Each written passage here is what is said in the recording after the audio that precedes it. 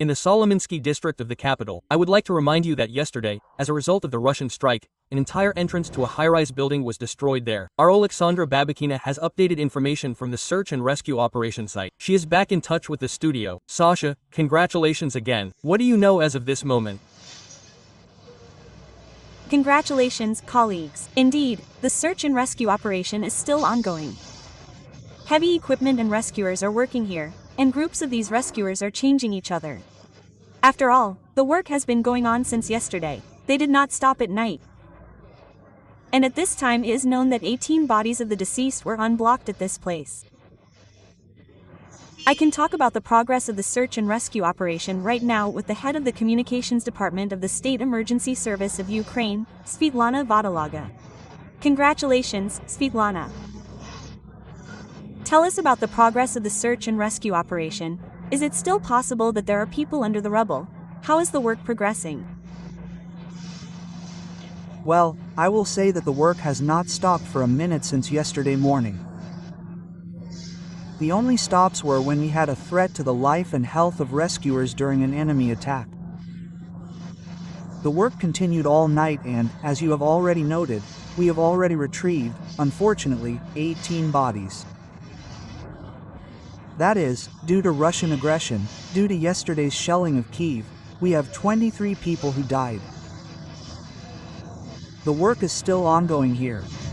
Unfortunately, we still do not know how many bodies there may be under the rubble, so the work is ongoing.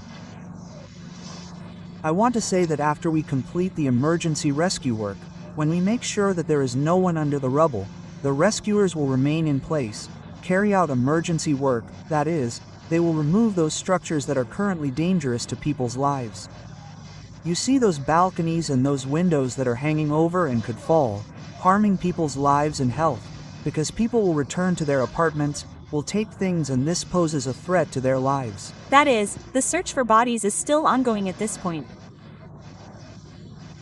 That is how the search for bodies is ongoing, because we have not yet fully reached the end, to the foundation, because due to the collapse of the structure, all the floors have collapsed even to the basement. Therefore, we must fully reach the end to make sure that there is no one else under the rubble. Indeed, a lot of equipment is working, a lot of personnel have been deployed. What difficulties arise during work at this facility? Is this a typical Russian facility after our shelling, and have many such rubbles already been dismantled?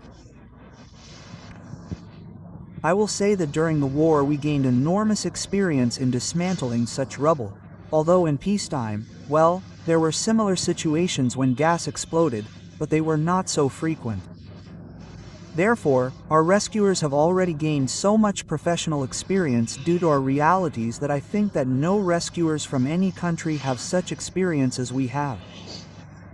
And firstly, we do it very quickly, well, as professionally as possible.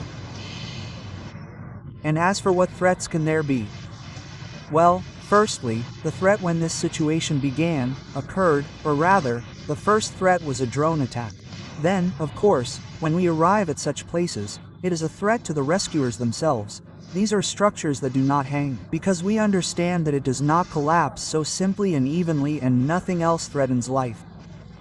There are structures that did not collapse, hang, and during rescue operations they can simply fall and threaten life. Therefore, our other specialists are involved here, who, for example, control the movement of structures that were damaged. If we record the movement of the structure, then, of course, the test stops, the climbers start working, who either fix the structures or are already dismantling these structures, and then, for example, search operations are carried out. At the moment, everything is stable in this situation, there is no threat, so emergency and search operations are being carried out as planned. Also, regarding the evacuation of people, which was carried out yesterday. Were people rescued from this building? Yes. In the first, minutes we rescued 26 people from this building. 2 of whom were under the rubble, and we rescued the others with the help of automatic rifles. And also, people were set on fire in their own apartments, so we had to get them out, open the doors, open them, and take people out to the street. The rest of those who were taken out from under the rubble, were already dead, and unfortunately, no one could be rescued from under the rubble during the day and night.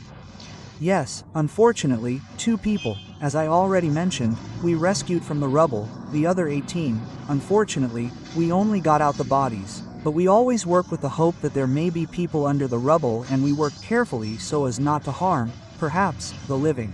But, unfortunately, a miracle did not happen to 18 people. Well, they died. Well, we will continue to work. Thank you for the updated information. We spoke with the spokeswoman for the State Emergency Service, Svetlana Vodolaga. As we can see, the search and rescue operation is still ongoing. They are still looking for, probably, the bodies of the dead.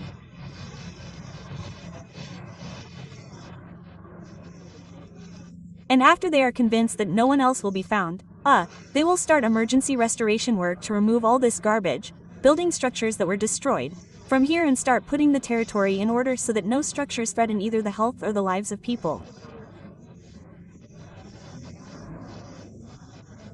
Oleksandra Pabahina, Dmitro Mashinsky, Kyiv 24 work for you.